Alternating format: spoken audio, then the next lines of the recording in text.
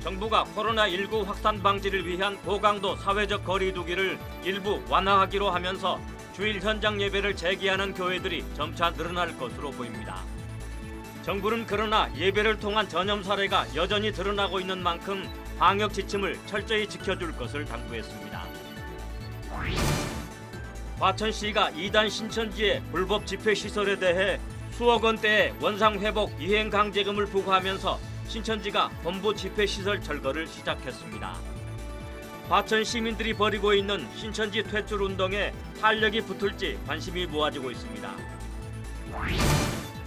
코로나19 등의 상황으로 국내에 입국한 선교사들의 자가격리 시설 확보가 시급한 가운데 한 교회가 교회 수양관을 열어 선교사들을 맡고 있습니다.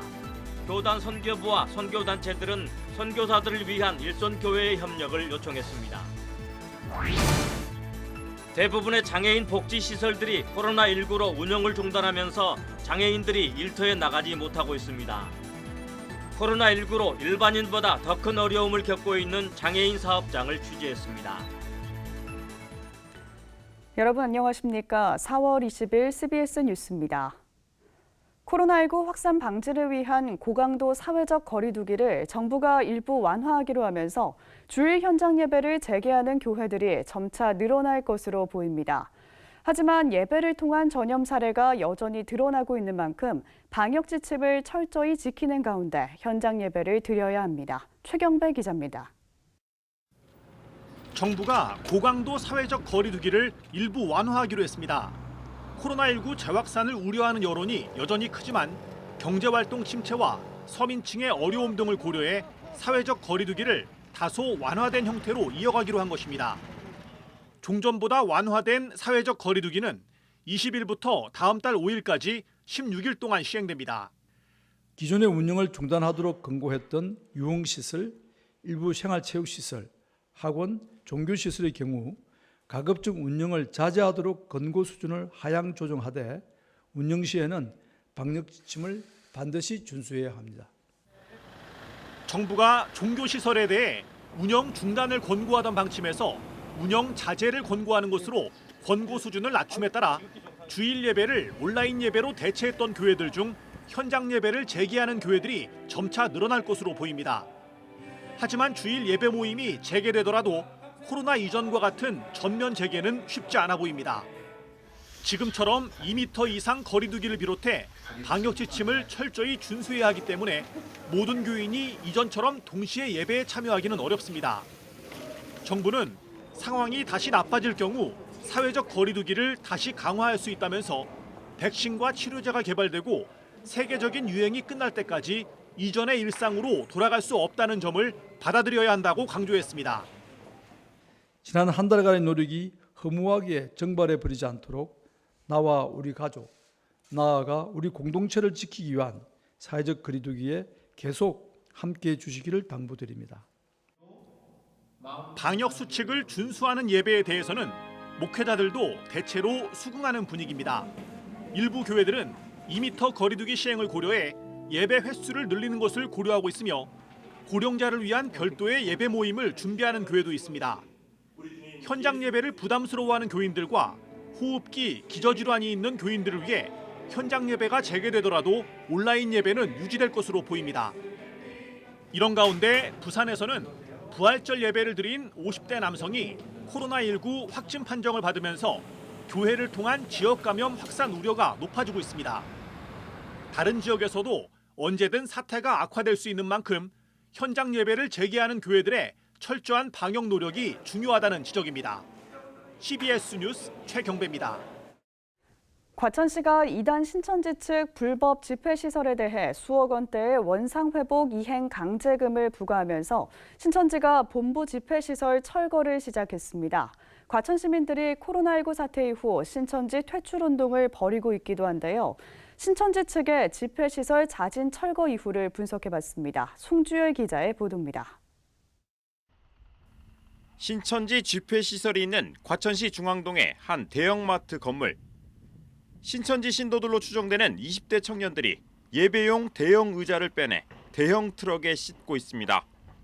이 건물 9층과 10층을 소유한 신천지는 문화운동시설 용도의 공간을 10년 넘게 예배시설로 불법 용도 변경에 사용해왔습니다. 근데 앞으로 이제 어떻게 되는 거예요? 최소한 저희가 한 3,000명 정도는 예배를 드리셨잖아요. 그래서 지금 요새 그럼 온라인 예배 드리시는 거예요? 과천시 문원동의 한 주택. 신천지 신도로 추정되는 한 여성이 짐을 챙겨 나오기 위한 것으로 보이는 여행용 가방을 들고 이 주택에 들어갑니다. 이 건물 역시 중앙동의 집회시설과 마찬가지로 일반 주택을 신도들의 단체 숙소로 불법 사용해왔습니다. 그동안 신천지대책 전국연합이나 신천지대책 과천시 범시민연대 등 시민단체들이 수년째 신천지의 불법 용도 변경 문제를 지적해왔지만 코로나19 사태로 신천지의 불법성이 명확해지면서 이제야 과천시가 7억 5천만 원의 원상회복 강제이행금을 부과했습니다. 이에 따라 신천지는 강제이행금을 내는 대신 자진 철거를 시작한 것으로 보입니다. 그렇다면 신천지가 과천에서 완전 철수하는 것일까? 과천시 건축과 관계자는 불법 집회시설을 철거하더라도 소유가 바뀌는 것은 아니어서 언제든 용도 변경 신청이 가능하다고 말했습니다. 그렇지만 과천시 의회가 최근 다중이용시설에 대한 안전사고 예방 대책을 강화하는 건축조례 일부를 개정하면서 신천지의 용도 변경은 쉽지 않을 전망입니다.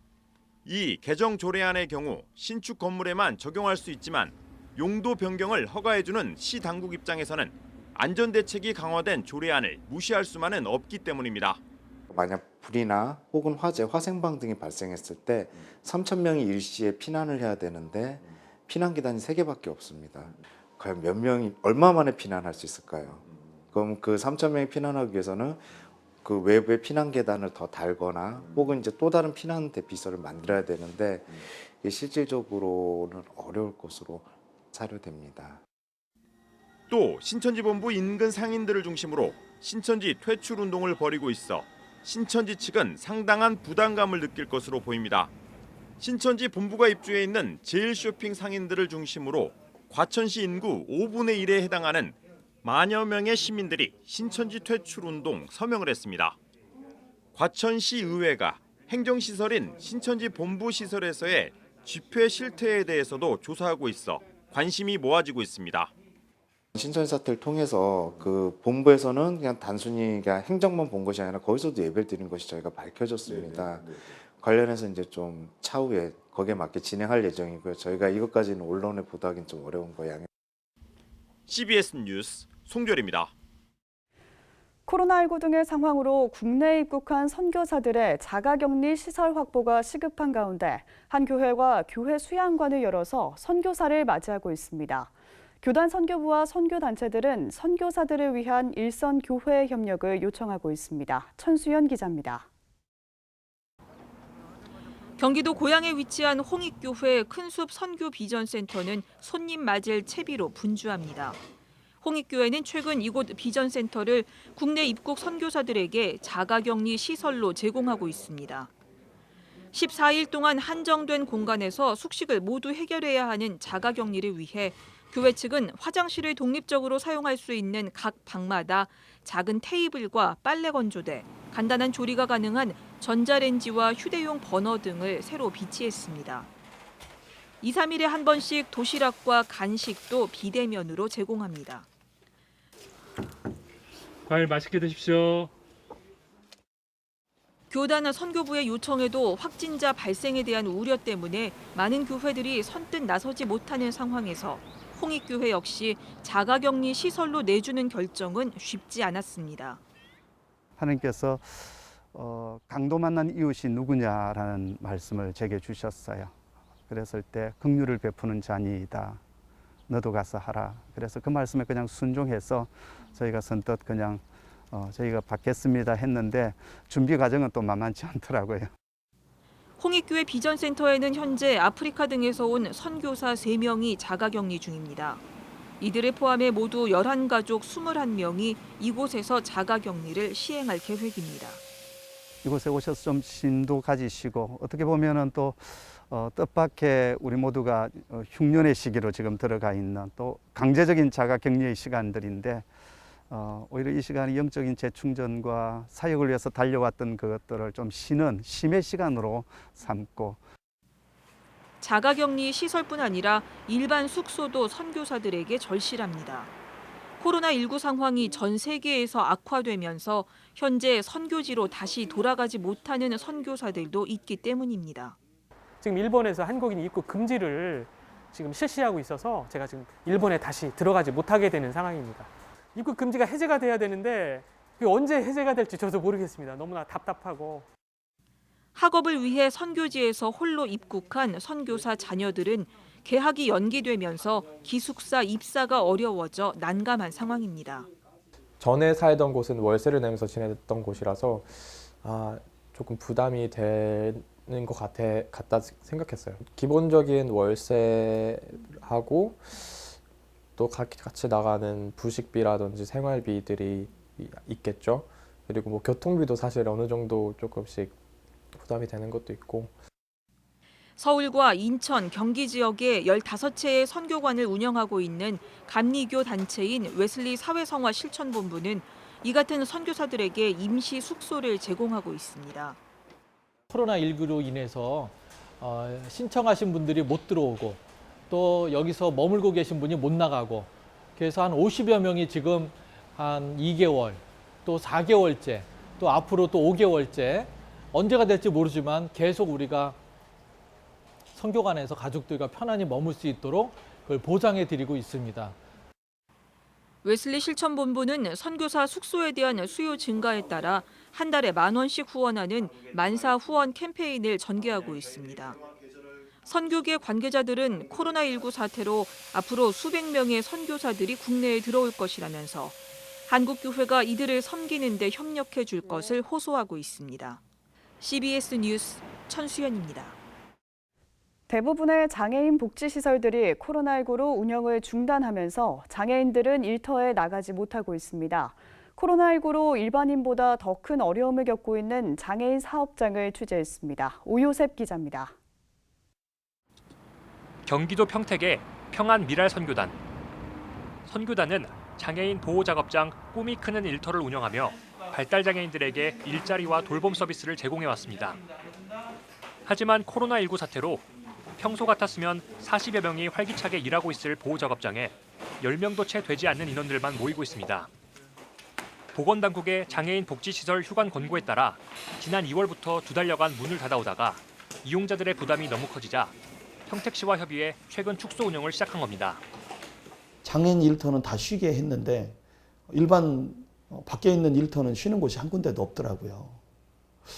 이제 그게 아쉬운 거죠. 평소에는 일하는 곳이라고 말하는데 이런 때는 복지시설이라고 말하니까 장애인들 입장에서는 나도 똑같이 일해서 월급 받고 싶다. 조금 더 장애인들에 대한 어떤 인권이라는 부분도 생각을 해줘야만 되지 않는가.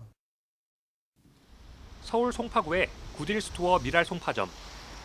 장애인들에게 일자리를 제공해 자립을 돕는 시설이지만 지금은 장애인 직원을 찾아볼 수 없습니다. 지자체로부터 휴관 권고를 받았지만 사업 유지를 위해 장애인들만 출근을 중단하고 비장애인 직원들이 일하고 있습니다. 대신 장애인들의 생계 보장을 위해 급여의 70%를 지급하고 있습니다. 시나 구에서 휴관을 권고했기 때문에 현재 상태로는 장애인 55명이 휴업을 하고 있는 상태고요. 저희는 장애 직원들에게 급여를 줘야 되기 때문에 수익을 내서 급여를 줘야 되기 때문에 영업을 할 수밖에 없는 상황이고 코로나 사태로 장애인 일터가 문을 닫으면서 직업훈련과 돌봄 서비스를 지원받던 장애인들은 갈 곳을 잃었습니다. 장애인 가정의 경제적 어려움도 커졌습니다. 경제활동을 하던 가족 중 누군가는 장애인 가족을 24시간 돌봐야 하기 때문입니다. 제가 케어를 해야 할 입장이다 보니까 제약 부분들이 많고 뭐 밥해 먹여야지 또 정신적 스트레스 같은 거 어떤 풀어주려면 또 여타 생활도 또 돌봐줘야지 좀 어려움은 있죠. 개원이 돼서 우리 아들도 좀 자유롭게 좀 편안하게 좀 생활을 했으면 좋겠습니다. 장애인 복지시설 관계자들은 코로나19 감염 예방을 위한 노력의 필요성에 공감하면서도 세분화된 기준 없이 장애인 시설 전체를 대상으로 휴관 권고를 내린 데 대해 아쉬움을 표했습니다.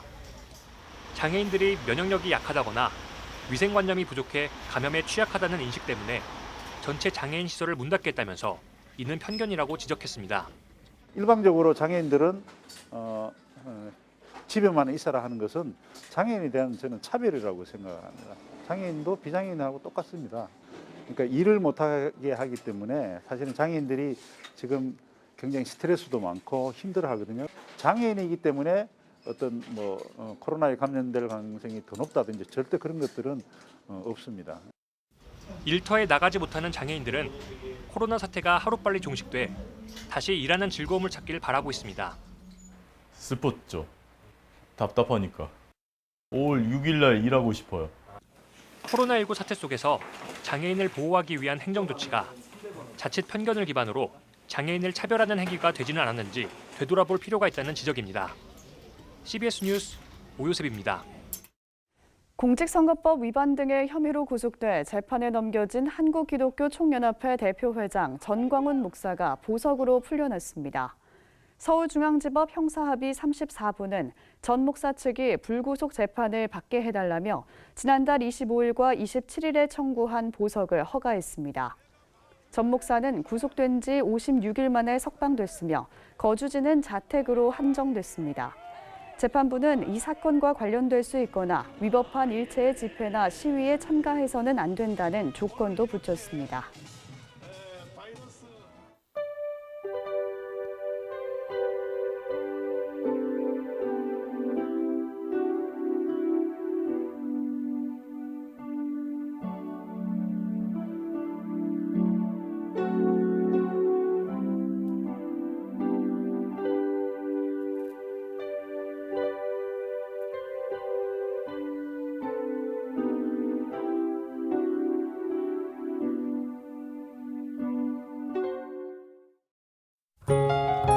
내일은 전국에 구름이 많은 가운데 중부 내륙을 중심으로 최대 시속 70km의 강한 바람이 불겠습니다.